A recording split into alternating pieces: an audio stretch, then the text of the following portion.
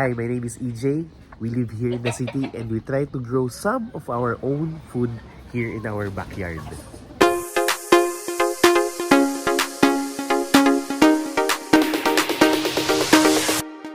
The chickens have gone rogue.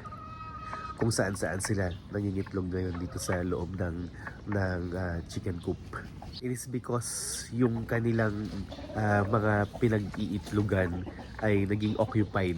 First, nung isang hen na naging broody na nagkaroon ng chicks. So, occupied yung kanyang area for itlogan. And then yung mga natirang itlogan naman ay inoccupy naman ng dalawa pang naging broody, and kaya ngayon ay kung saan-saan sila naging itlog.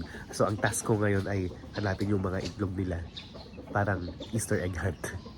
Papakawalan ko muna sila para hindi nila ako istorbohin dun sa loob.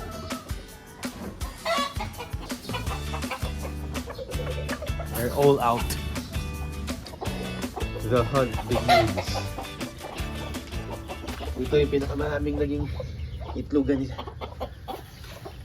There's 1, 2, 3, 4, 5, 6, 7. Meron pa dito. 8.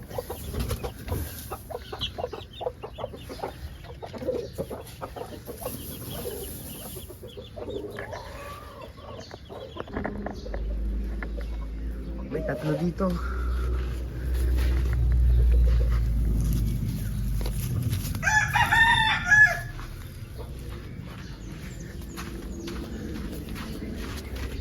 Here.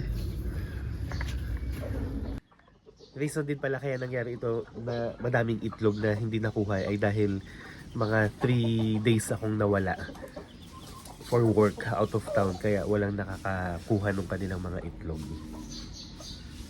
So I got a total of 1, 2, 3, 4, 5, 6, 7, 8, 9, 10, 11 eggs.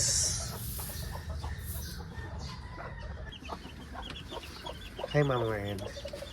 Kumusta ka naman sa iyong mga alaga?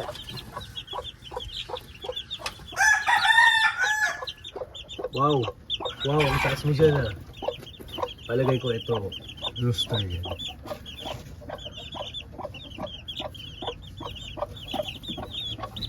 Wow, adventurous, lumipad.